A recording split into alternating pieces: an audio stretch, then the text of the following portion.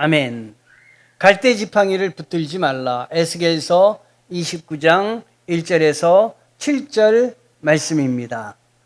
여러분, 여러분의 삶에 혹시 지금 여러 가지 위기를 겪고 계십니까? 여러분, 위기를 만나면 어떤 일을 하십니까? 우리는 위기를 만나면 무엇을 붙들고 있는지 돌이켜볼 필요가 있겠습니다. 어떤 사람은 몸이 아플 때 그 몸이 아픈 걸 극복하기 위해서 의사를 찾습니다. 의사도 보통 의사가 아니라 전문가, 그 계통에서 최고 잘하는 그 의사를 소개받아서 그 위기를 극복하려고 애를 씁니다. 경제적 빈궁의 위기를 겪는 사람은 어떻게 하면 이 경제적 위기를 극복할 수 있을까? 그래서 돈을 구하는 방법을 집중하게 됩니다. 그리고 불안한 시대의 사람들은 불안하기 때문에 권력을 의지하게 되고 권력자들을 찾게 되고 그리고 인맥을 동원해서 나를 도울 사람이 어디 있는가 살펴보게 됩니다. 여러분, 근데 문제는 내가 지금 붙들고자 하고 내가 지금 위기 속에서 찾고 있는 모든 것들이 정말로 그 위기에서 나를 벗어나게 해줄 존재인가 우리는 살펴보아야 합니다. 제가 개척 초기에 물질로 공궁할 때 우리 교회에 물질을 보내줄 사람이 누구인가 저도 찾았습니다. 그런데 그 찾는 모든 가운데 물질을 보내주는 것은 사람이 아니라 하나님이셨습니다. 제가 이 교회를 하나님께 드리고 싶었는데 어떤 분이 생각나가지고 그분에게 전화를 드렸습니다. 기도 중에 하나님이 그분을 떠오르게 해서 전화를 드렸더니 그분이 얼마가 필요합니까? 이렇게 저에게 물으셨습니다. 근데 저는 한 3천만 원 정도 부르고 싶었어요. 그분께. 한 3천만 원 좀 도와주세요. 그런데 하나님께서 제 입을 막으시고 1,000만 원만 부탁하거라. 이런 마음을 주셔서 3천을 1,000으로 깎아내는데 얼마나 힘들었는지 몰라요. 그랬더니 그분이 계좌번호를 달라고 하며 돈을 보내줬습니다. 여러분, 하나님은 그냥 여시는 분이십니다. 제가 이 우리 교회를 구입하고 나서 리모델링을 하고 싶어서 기도하고 있는 중에 창원 제일교회가 교회 리모델링을 한다는 이야기가 생각이 났어요. 전화를 드렸어요. 우리 리모델링을 해야 되는데 목사님이 생각났습니다. 기도하는 중에. 그랬더니 그 목사님이 넌 왜 기도하면 나만 떠오르냐. 그리고 도와주셨어요. 두 분의 집사님이 한 달 동안 여기 오셔서 이걸 다 꾸며주셨어요. 우리 돈 한 푼 드리지 않았어요. 하나님이 다 해주셨어요. 하나님의 나라 백성도 예외는 아닙니다. 위기에 처하자 어떻게 이걸 극복할까? 라는 생각을 하게 됐어요. 하나님의 백성들이 처한 위기가 뭐냐? 지금 세계 최강의 당시의 국가 아수르라는 나라가 이스라엘을 멸망시켰어요. 그리고 남은 밑에 북왕국이 이스라엘이고 남왕국이 유다인데 유다가 옆에 나라 그 바벨론이라는 나라가 아수르를 집어삼키고 이번엔 유다를 집어삼키려고 쳐들어왔어요. 이 쳐들어온 상황에서 이걸 극복해야 되는데 극복할 방법이 없는 거예요. 도저히 이거는 어떻게 방법을 내 머리에서 생각할 수가 없는 거예요. 그때 떠오른 게 다른 나라, 옆에 나라, 그 아래 강성한 나라가 있지. 그 나라를 생각한 거예요. 그 나라가 뭐냐면 애굽, 오늘날로 따지면 이집트라는 나라입니다. 그런데 에스겔서 29장 6절에 하나님께서 에스겔 선지자에게 이렇게 얘기하십니다. 이스라엘 백성들은 이집트를 의지하고 이 나라가 우리를 그 어려움에서 벗어나게 해줄 것 같은 생각이 들어서 그 나라를 바라보고 사신도 보내고 그러는데 에스겔에게 하나님이 말씀하십니다. 애굽은 본래 이스라엘 족속에게 갈대 지팡이라. 갈대 지팡이라. 여러분, 이렇게 하나님께서 말씀하시는 거예요. 이 말씀은 애굽은 갈대 지팡이니 그 나라를 의지하지 말아라. 답이 그게 아니다 하는 말씀이에요. 에스겔 선지자는 애굽은 겉으로 보기엔 든든해 보이고 강성한 나라지만 실제로는 사람을 너희를 지탱하지 못하는 갈대 지팡이와 같다라고 말하고 있는 것입니다. 이것이 하나님께서 보시는 애굽의 실체예요. 우리가 보는 애굽은 강성한 나라예요. 그러나 하나님이 보시는 애굽은 아무것도 아니다. 그거 의지하지 말라. 그거 손 놔라 말씀하시는 거예요. 여러분에게도 지금 동일한 말씀을 주시는 거예요. 너희가 잡으려고 하는 것 잡지 마. 그거는 갈대 지팡이야 라고 하시는 거예요. 그리고 또 말씀을 주시는데 에스겔서 29장 1절에 열째 해, 열째 달, 12째 날에 이렇게 딱 날짜를 구분해서 열째 해, 열째 달, 12째 날에 여호와의 말씀이 내게 임하여 이르시되, 이거는 오늘날로 우리로 만약에 따진다면 2026년 7월 27일에 뭐 이런 식이에요. 이렇게 날짜를 딱 박은 거예요. 에스겔에서 역사적 배경을 볼 때 이 말씀 열째, 열째 달, 12째 날 이게 무슨 말이냐? 그냥 적어놓은 건가? 이렇게 생각될 수 있지만 이 말씀은 매우 중요한 말씀입니다. 이게 뭐냐? 하나님이 지금 에스겔을 통해서 말씀하시는 그 말씀이 역사적으로 실제로 그날에 이야기하신 말씀이다 하는 거예요. 여러분이 어떤 얘기할 때 나 응답받았어 이렇게만 얘기하는 사람과 나 응답받았어 몇 년, 몇 월, 며칠에 하나님이 나에게 응답하셨어 이거는 달라요. 그냥 응답받았어 그럼 응답받은 여러 가지를 얘기하지만 며칠, 몇 날, 며칠에 응답하셨어 그러면 하나님이 진짜로 나에게 응답하셨다 이걸 말하는 거예요. 그러니까 이 본문은 별거 아닌 것 같지만 하나님께서 응답하신 것은 사실이었다. 실제로 응답하셨다 하는 걸 말하는 거예요. 이 시기는 어떤 때이냐면 유다 왕 여호야긴이 바벨론 포로로 끌려간 지 10년이 지난 때예요. 자, 여호야긴은 마지막 왕의 바로 직전 왕이에요. 여호야긴이 몇 살 때 왕이 됐냐면 18살에 왕이 됐는데 18살에 왕이 된 지 1년 만에 그냥 끌려갔어요. 그러니까 결혼도 못하고 애도 없는 상태에서 끌려간 거예요. 이 여호야긴은 누구냐면 대이스라엘의 종교 개혁을 일으켰던 요시야 왕의 손자예요. 그런데 자식이 없이 끌려가니까 그 다음에 왕이 세워져야 되지 않겠습니까? 이 끌고 나간 나라가 바벨론인데 바벨론이 자기들의 입맛에 맞는 왕을 세운 거예요. 근데 이 역시도 누구냐면 유대인이니까 이스라엘 하나님의 백성이니까 마지못해 지금 세워졌지만 그도 바벨론을 믿지 않는 거예요. 이 세워진 왕이 누구냐면 히드기야라는 왕인데 히드기야는 이 여호야긴이 끌려가면서 자식이 없으니까 자식이 있으면 그 사람이 왕이 될 텐데 자식이 없으니까 요시야의 다른 손자 중에 택함을 받아서 세워진 게 바로 누구냐면 시드기야예요.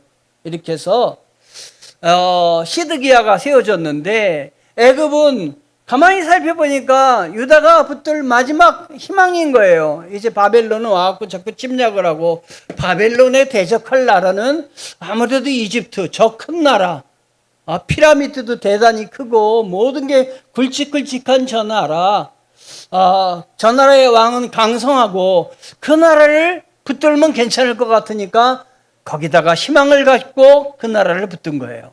내가 어려움에 처할 때 내가 붙들 것이 무엇인가 돌아보니까 내 옆에 친척도 있고 아주 돈도 많은 사람도 있고 힘센 사람도 있는데 그 사람을 붙들어야 되겠다고 생각해서 자꾸 그 사람을 찾아가는 거와 지금 똑같은 거예요. 그런데 아니다 하나님 말씀하시는 거예요. 애굽이 아니다 말씀하시는 거예요. 사람이 아니다 말씀하시는 거예요. 이렇게 당시 상황은 북이스라엘은 멸망하였고 유다는 바벨론의 속국이 되었으며 여아긴 왕은 포로로 잡혀갔고 예루살렘 유다는 풍전등화와 같은 이러한 위급한 상황이었어요. 시드기야 왕은 하나님의 말씀을 의지하기보다 어떻게 하면 애국과 동맹을 맺을까? 그래서 바벨론에 대항을 하려고 했던 것입니다. 그런데 에레미야는 계속해서 이런 왕에게 선포하십니다. 애굽을 의지하지 마. 하나님께 돌아와야 돼. 그러나 유다는 듣지 않아요. 왜냐하면 보이지 않는 하나님을 의지하기보다 이렇게 계속 어려움을 끼치니까 나 예수 믿는데 예수 믿으면 계속 좋은 일이 일어나야 되는데 자꾸 어려운 일이 있어. 아예 믿음 소용없어 라고 생각하시는데 여러분 하나님은 원펀치가 있으신 분이에요. 역전의 명수가 하나님이세요. 안 될 것 같지만 되게 하시는 분이 우리 하나님이십니다. 아멘. 하나님은 애굽의 군대가 현실적으로 생각한 그들에게 하나님은 꾸짖으시고 이야기를 하십니다. 애굽은 당시에 최강 국가였죠. 그리고 막대한 군대가 있었던 나라예요. 애굽이 든든한 지팡이다 이렇게 생각이 됐던 것이에요. 그러나 하나님이 뭐라고 말씀하셨다고요? 애굽은 아니다. 그것은 갈대 지팡이다. 무슨 지팡이요? 갈대 지팡이다.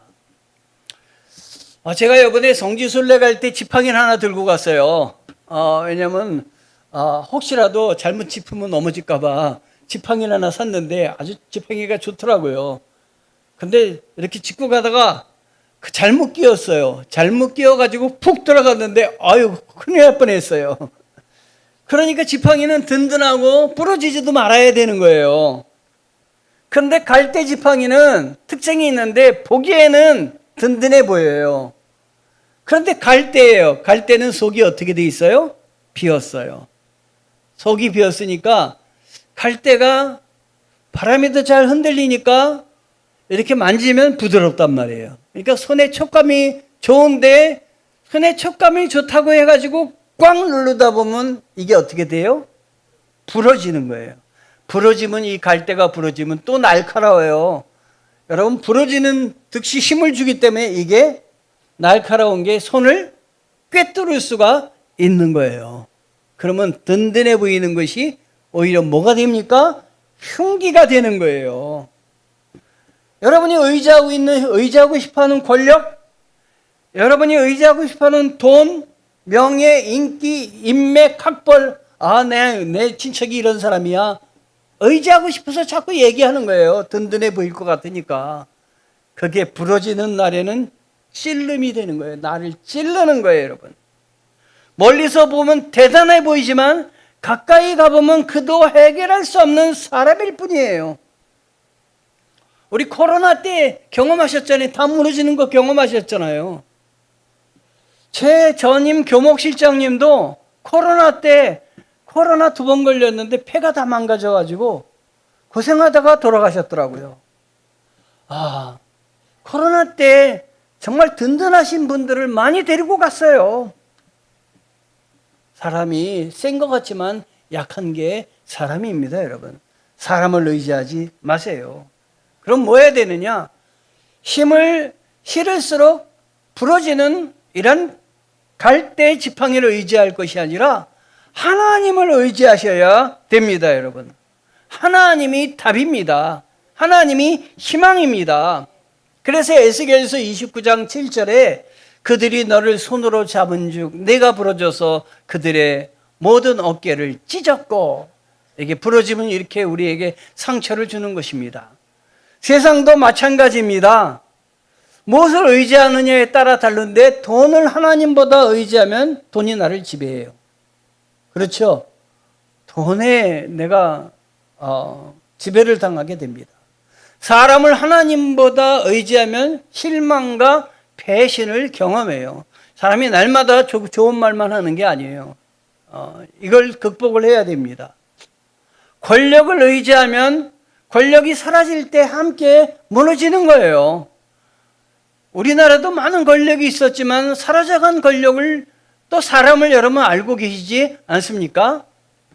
이게 뭐냐면 타이타닉호예요. 이 타이타닉호는 길이가 269m. 대단하죠? 100m 달리기 2번 하고도 70m를 더 달려야 돼요.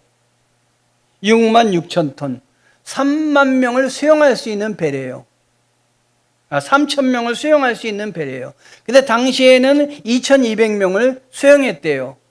이 배를 이야기해서 사람들이 뭐라고 얘기했느냐? 하나님께서도 침몰시킬 수 없는 배다. 든든하게 만들었다 하는 것이죠. 그런데 이 배가 첫 항해에서 침몰을 했어요. 뭐 100번 다니고 침몰한 게 아니에요. 첫 번째 항해에서 하나님도 침몰할 수 없다고 하는 배가 첫 번째 항해에 그것도 빙산을 보지 못해서 부딪혀서 그만 침몰을 당하고 말았습니다. 사람이 만든 아무리 강한 것도 무너지게 돼 있습니다.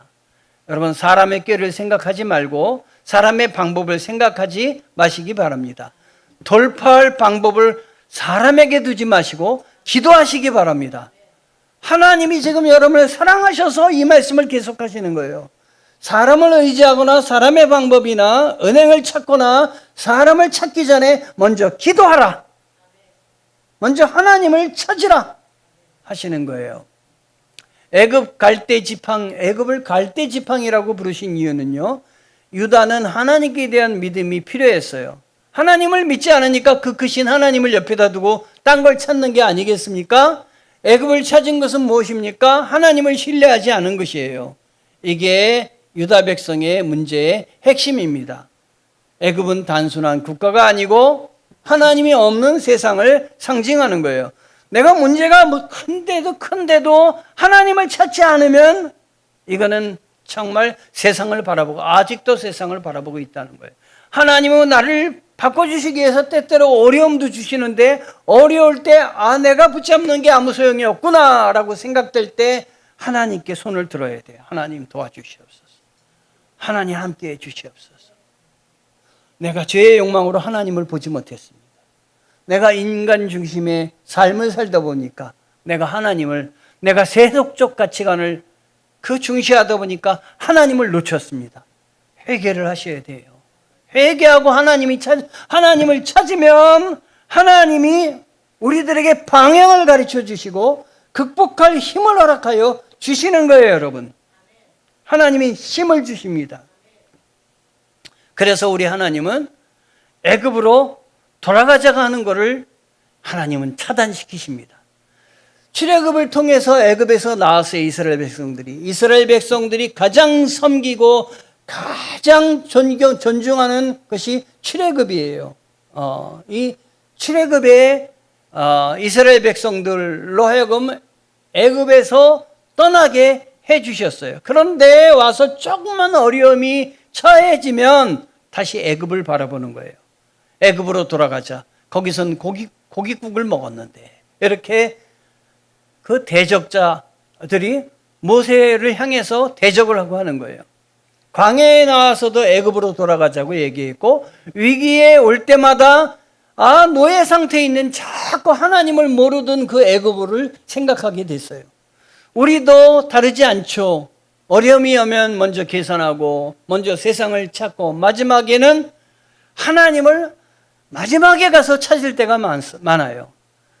처음부터 하나님만 바라봐야 되죠. 왜 어려움이 왜 왔는가? 하나님이 나에게 하나님을 굳게 붙잡으려고 주시는 어려움이구나 라고 생각하고 찾으시면 하나님이 답을 주시는 거예요.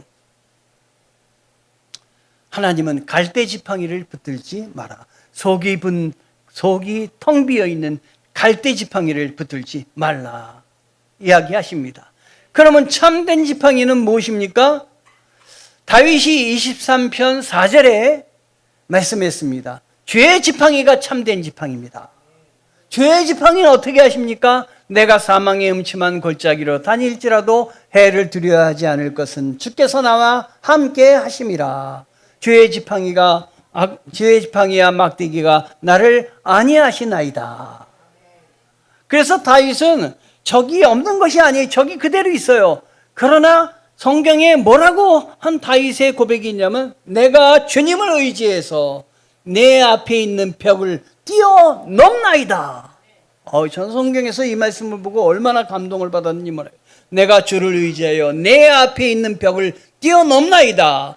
내 앞에 벽이 있습니다. 아유, 나는 저거 못 뛰어넘습니다가 아니라, 죄의 지팡이, 죄의 막대기이신 하나님이 나와 함께 하시니 나는 주를 의지해서 저 벽을 뛰어넘나이다. 문제는 그대로 있는데 하나님의 문제를 해결할 용기를 허락하여 주신 거예요. 우리 신앙인들에게 하나님이 용기를 허락하여 주시는 하나님이십니다, 여러분. 제가 이번에 요양원 예배를 드리다가 가장 시원한 선물을 받았어요. 예배 드리고 나오는데 어떤 한 분이, 저거 예배 주보거든요. 예배 주보를 만들었는데 주보 접어가지고 사모님에게 주시는 거예요. 사모님에게 주시면서, 목사님 시원한 것 사서 잡수시게 해드리세요. 그랬다고 저걸 예배 끝나고 나오는데 사모님이 제 손에 쥐어주시는 거예요. 그러면 사모님이 쥐어주실 때는 뭐 하라고 그러는 거예요? 그분의 뜻대로 시원한 거 커피라도 한 잔 드세요, 그거 아니에요. 제가 커피를 먹었겠습니까? 그걸 어떻게 먹어요? 그래서 제가 글을 하나 썼어요. 가장 시원한 선물이란 글을 썼습니다. 우리 강동수정교는 매주 4곳의 요양원을 찾아가 100명의 어르신들과 함께 예배를 드립니다. 예배를 마치고 찬양과 말씀으로 은혜를 나누는 시간은 언제나 감사하지만, 얼마 전에는 제 마음을 오랫도록 따뜻하게 만드는 일이 있었습니다. 예배를 마치고 나오는데 한 어르신께서 조용히 다가오셨습니다. 그리고 우리 교회가 만든 예배 주보를 반으로 접어 슬며시 건네 주셨습니다. 목사님 더우신데 이 돈으로 시원한 거 사서 드세요. 주보 안에는 얼마 되지 않은 작은 돈이 들어 있었습니다. 다른 어르신들이 보시면 부담을 느끼실까 염려하셨는지 아무도 모르게 건네주시는 모습이었습니다. 순간 가슴이 뭉클해졌습니다. 그 돈의 액수가 중요한 것이 아니었습니다. 넉넉하지 않은 환경 속에서도 목회자를 생각하는 따뜻한 마음, 예배를 통해 받은 은혜를 나누고 싶어하는 사랑이 그 안에 담겨 있었기 때문입니다. 저는 그 돈을 차마 제 자신을 위해 사용할 수가 없었습니다.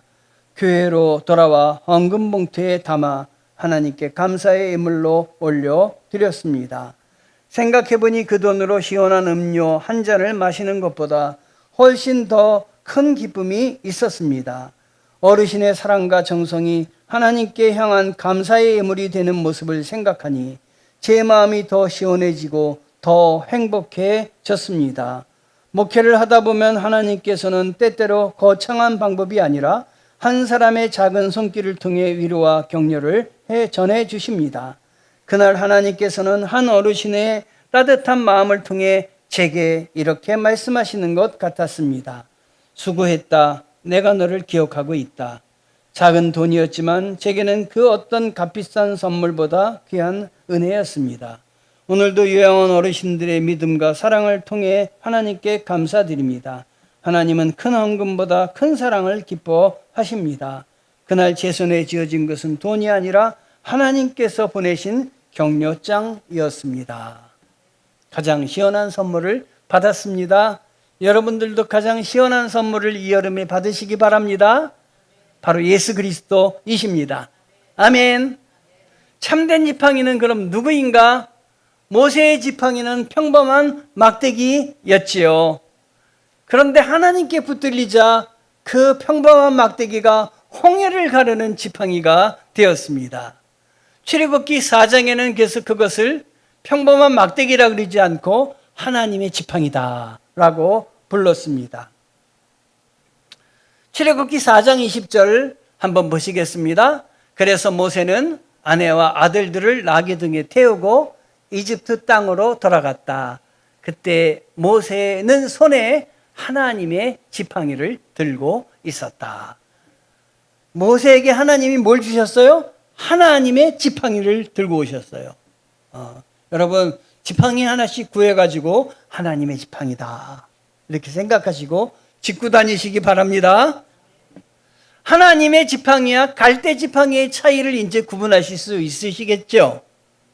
하나님의 지팡이는 하나님을 의지하게 만듭니다. 갈대 지팡이는 세상을 의지하게 만듭니다.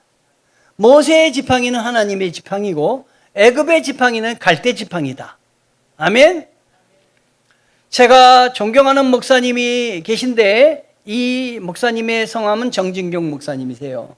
어느 날 목사님이 이 폐결핵에 걸리셔가지고 거의 돌아가시게 됐대요. 그래서 서울대 병원에 입원하셨는데 어떻게 방법이 없으셨대요. 그런데 최은 목사님이시라고, 목사님이 친구 목사님이 아주 유명하신 목사님이신데 이 목사님께서 이 병원에 오셔가지고 예배를 드려주시면서 말씀을 딱 주셨는데 이 말씀을 받는 순간 주님이 임재하시더래요. 그래서 막 몸이 따뜻해지고 결단이 이루어지더래요. 그래서 병이 낫대요. 그렇게 못 고치던 병이 낫대요. 말씀 하나로.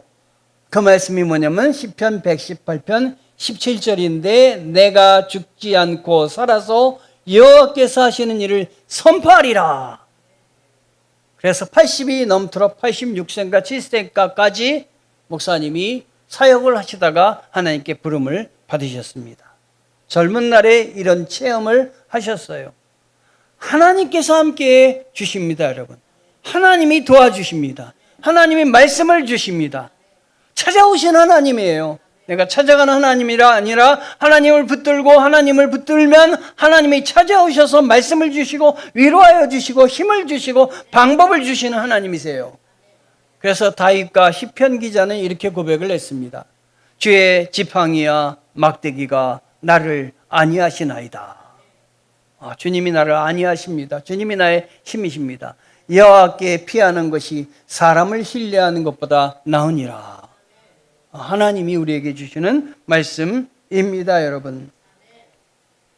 예수님께서는 참된 지팡이이십니다. 예수님을 바라보셔야 됩니다. 결국 우리의 참된 지팡이는 예수님밖에 없습니다. 예수님은 결코 부러지지 않으시고 사람은 버려도 예수님은 결코 나를 택하고 싫다고 버리지 않으리라 말씀하셨습니다. 세상은 흘려도 주님은 변하지 않으십니다. 여러분, 제가 자주 변하는 것 같으세요? 제가 자주 변하지 않죠? 왜냐하면 제 뒤에 누가 계세요? 주님이 계세요. 주님이 저를 붙들고 계시니까 조속간에 변하지 않습니다. 아무리 어려워도 꿋꿋하게 나아갑니다. 주님이 계시기 때문입니다. 주님은 나를 나와 같은 연약한 깨어지기 쉬운 질그릇도 내 안에 들어오셔서 강건한 보화가 되게 도와주십니다. 나를 지켜주십니다. 주님을 믿는 사람은 다릅니다. 위기가 와도 극복할 수 있습니다. 쉽게 이겨낼 수가 있습니다. 주님 붙드시기 바랍니다. 세상은 상처만 주지만 주님은 상처를 싸매어 주시는 분이십니다. 아멘. 허드슨 테일러가 중국 내륙 선교, 내지 선교를 하시던 분인데요. 이 허드슨 테일러의 책을 읽어본 적이 있습니다. 그런데 그 책 중에 이런 내용이 있습니다. 하나님의 일이 하나님의 방법으로 이루어질 때 하나님의 공급은 결코 부족하지 않다. 아멘. 제가 요양원 선교할 때 그때 요양원 선교하는 교회 하나도 없었습니다. 요양원 선교할 때 그거 밑빠진 독에 물 붓기야 라고 하면서 하지 말라고 한 사람들이 많았어요. 그런데 주님이 하라 그러시는데 왜 하지 마요? 주님이 주시겠다고 하는데 지금까지 요양원 선교하면서 돈이 부족한 적 한 번도 없었어요. 하나님이 내려주셨어요. 하나님의 일이 하나님의 방법으로 이루어질 때 하나님의 공급은 결코 부족하지 않다. 이렇게 성전까지 아름답게 꾸며주신 분이 우리 하나님이에요. 우리 없는 거 아시고 하나님이 채워주신 거예요. 하나님께서 우리에게 물으십니다. 지금 내가 붙들고 있는 지팡이가 뭐니? 하나님의 지팡이니? 아니면 갈대의 지팡이니? 하나님은 우리에게 물어보십니다. 여러분 뭘 붙들고 계십니까? 두렵습니까? 외롭습니까? 힘이 드십니까? 낙심되십니까? 여러분이 붙들고 계신 지팡이가 갈대 지팡이입니다. 힘이 나십니까? 이렇게 어려운 상황에도 고민이 안 되십니까? 두렵지 않으십니까? 나에게 문제 투성인데 그러나 희망이 보이십니까? 여러분이 붙들고 있는 지팡이가 하나님의 지팡이이기 때문입니다. 하나님의 지팡이를 붙드시기 바랍니다. 예수 그리스도를 붙드시고 예수 그리스도를 바라보시기 바랍니다. 우리에게도 애굽은 있습니다. 그것이 돈일 수도 있고 사람일 수도 있고 건강일 수도 있고 자녀일 수도 있고 그리고 인맥일 수도 있습니다. 여러분 그것이 내가 붙들고 있는 것이 밑에 있어야 되는데 하나님의 자리로 그게 올라올 때는 우상이 되는 것입니다. 그리고 무너지게 되는 것입니다. 하나님을 붙드시기 바랍니다. 주님을 붙드시기 바랍니다. 주님이 여러분을 살려내실 것입니다. 기도하시겠습니다. 하나님, 갈대 지팡이를 붙들지 말라고 하신 하나님의 말씀을 기억하며 하나님을 붙들게 도와주시옵소서. 사람보다 하나님을 의지하게 도와주시옵소서. 질병과 핍박과 곤고함이 있을지라도 갈대 지팡이가 아니라 나의 하나님 나를 도우소서 손을 들고 기도하는 저희들 되게 도와주시고 주님이 열어주시는 길로 가게 도와주옵소서. 사람의 생각과 방법보다 하나님이 주시는 말씀을 의지하는 저희들 되게 하옵소서. 예수님 이름으로 기도합니다. 아멘. 일어나시